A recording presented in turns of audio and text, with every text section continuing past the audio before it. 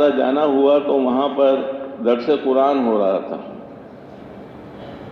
تو اس میں ایک آیت تھی جس کا ترجمہ تھا کہ بھئی میں تم کو عذاب دوں تو مجھ کو کیا ملے گا۔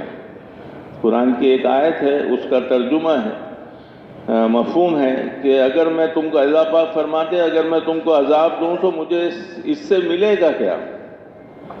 تو اس بیان کے اندر وہ اس کی تفسیر فرما رہے تھے مولوی صاحب، شہید کر دیے گئے وہ بعد میں، تو وہ یہ فرما رہے تھے کہ ایک بچہ جو تھا وہ اپنے والدہ کا بہت نافرمان تھا، والد تھے نہیں اس کے، والدہ کا بہت نافرمان تھا، اور والدہ اس کی وجہ سے بہت پریشان رہتی تھی، بار بار اس کو سمجھاتی رہتی تھی، بار بار اس کو سیدھے راستے کی طرف ترغیب دیتی رہتی تھی، لیکن حالات سے مجبور ہو کر وہ بار بار پھر غلط راستے کی طرف چلا جاتا تھا، پھر ماں کو تنگ کرتا تھا، پریشان کرتا تھا۔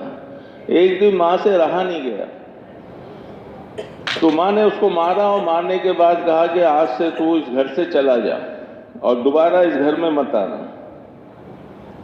تو بچے بعد ہوتے ہیں، ضدی قسم کے ہوتے ہیں اور بات کو محسوس کرنے والے ہوتے ہیں، اس نے اس کو اپنی انا کا مسئلہ سمجھا اور گھر کو چھوڑ کر چلا گیا۔ دن گزر گیا، شام آ گئی، شام بھی گزر رہی تھی رات کی طرف، اور ماں کا یہاں دل دھڑک رہا تھا کہ میرا بیٹا پتہ نہیں کہاں ہوگا، میرا بیٹا پتہ نہیں کہاں ہوگا، اب اندھیرا چھا جائے گا اور روشنی جو ہے ختم ہو جائے گی، تو یہ کھانا بھی اس نے کھایا نہیں کھایا، کیا اس کا حال ہوگا۔ اور بچہ بھی جو ہے اندھیرے کے ساتھ ساتھ وہ بھی پریشان ہو رہا کہ بھئی اندھیرا چھا رہا ہے، رات ہو رہی ہے، اب میں کیا کروں۔ وہ بھی گھبرا رہا ہے لیکن اپنی ضد میں ہے، آگے بڑھتا چلا جا رہا ہے، ماں یہاں پریشان ہے۔ خیر اس نے فیصلہ یہ کر لیا کہ چاہے کچھ بھی ہو اب مجھے آگے نہیں جانا، مجھے پلٹ کر اپنی ماں کے پاس ہی جانا ہے۔ تو وہاں سے الٹے پیر وہ پلٹ کے جو ہے اپنی ماں کے پاس پہنچا، گھر کے پاس۔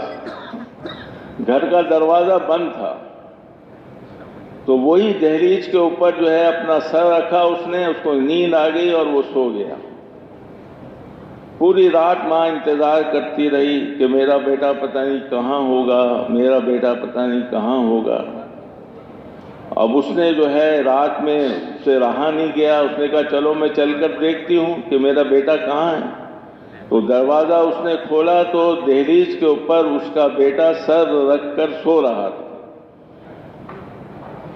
وہ فرط جذبات سے اس نے بچے کو اٹھا کر اپنے سینے سے لگا لیا اور کہا کہ بیٹا تو مجھے بتا کہ تجھے مجھے مار کر کیا ملے گا، تجھے مجھے مار کر کیا ملے گا، تو مجھے کیوں اتنا تنگ کرتا ہے، تو مجھے کیوں اتنا پریشان کرتا ہے۔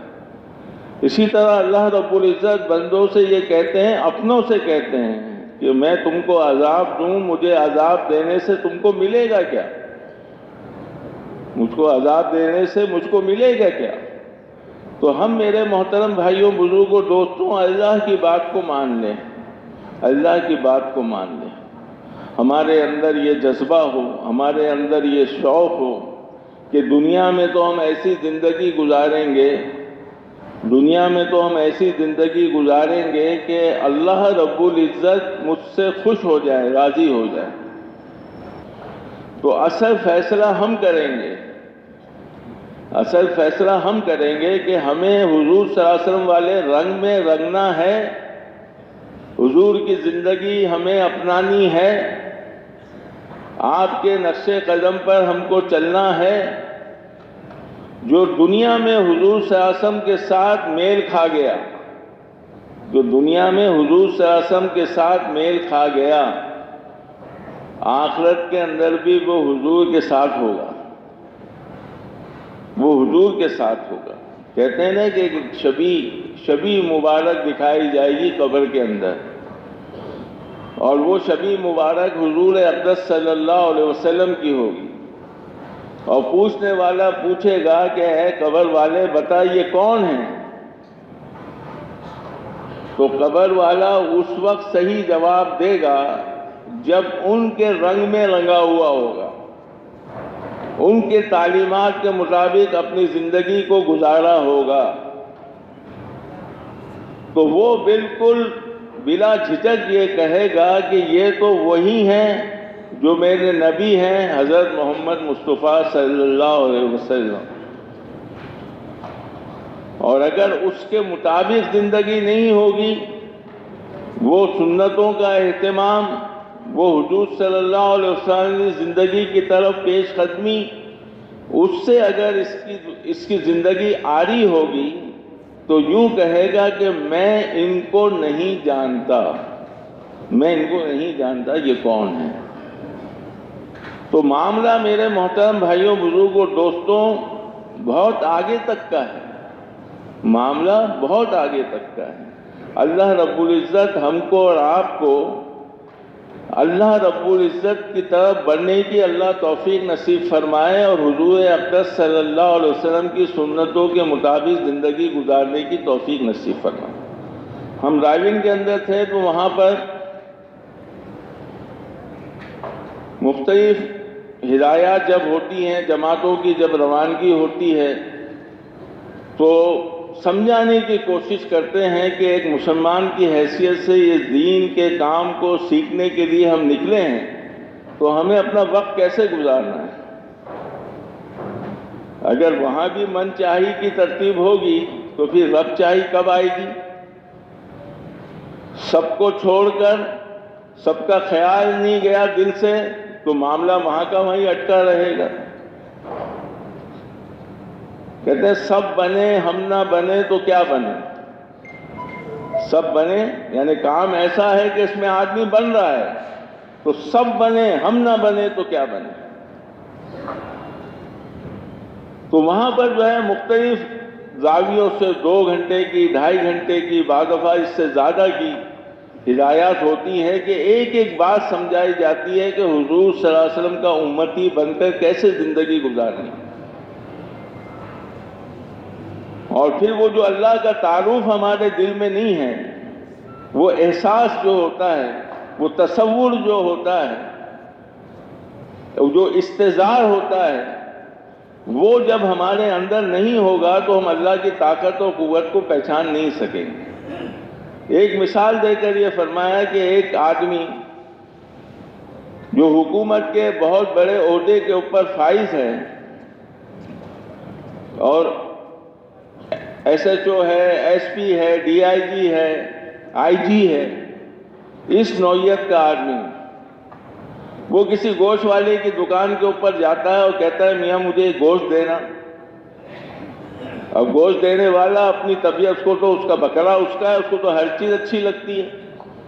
ہم خریدنے والے ہیں، ہم کو بعض چیزیں اچھی لگتی ہیں، بعض چیزیں اچھی نہیں لگتی. تو وہ اپنے مزاج کے مطابق اس کو گوشت دے رہا تھا.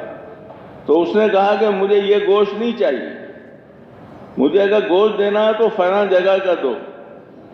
تو اس نے اس سے کہا کہ کبھی زندگی میں تم نے گوشت خریدا ہے؟ اس قسم کی کوئی بات کی کہ وہ آدمی اس دکان سے ہٹ کر دوسری دکان پہ چلا گیا. تو پڑوس کا جو دکاندار تھا وہ اس کو جانتا تھا. وہ اس قصائی کے پاس گیا اور جا کر کہنے لگا میاں جس آدمی کو تم نے اپنی دکان سے ہٹایا ہے گوشت نہ دے کر، تم کو پتا ہے یہ کون ہے؟ تو اس نے کہا مجھے نہیں پتا یہ کون ہے. کہا کہ یہ اس علاقے کا ایس ایچ او ہے اور اس علاقے کا فلاں بڑا ہے. تو اب تو وہ کپکپاہٹ شروع ہو گئی اس کو کہ یہ میں نے کیا کر دیا، اب تو میری ساری آگے کی زندگی بگڑ جائے گی. تو معذرت کی اس سے اور کہا کہ آپ جیسا کہیں گے ویسا میں گوشت آپ کو دوں گا. تو جب تک استظہار نہیں تھا، اس سے ناواقف تھا، اس کے بارے میں علم نہیں تھا تو معاملہ دوسرا تھا. اور جب واقفیت ہو گئی، سمجھ گیا کہ یہ کتنی پاور والا آدمی ہے، تو پھر معاملہ دوسرا ہو گیا. تو ہم جب میرے حقیقی اللہ کی عظمت کو سمجھیں گے، اس کی طاقت کو سمجھیں گے، اس کے کرنے کو سمجھیں گے، وہ کس طرح کرتا ہے، کیسی اس کی طاقت ہے، وہ کسی کا محتاج نہیں ہے، سب اس کے محتاج ہیں، وہ سمجھ ہے، نرادھار ہے. تو پھر میرے محترم بھائیوں، بزرگوں، دوستوں، ہماری آپ کی اس ذات کے ساتھ معاملہ دوسرا ہوگا. کہتے ہیں سیاں مورا کوتوال موہے کاہے کا ڈر، میرا میاں تو پولیس میں ہے، مجھے کس سے ڈرنے کی ضرورت ہے، میں کیوں ڈروں کسی سے؟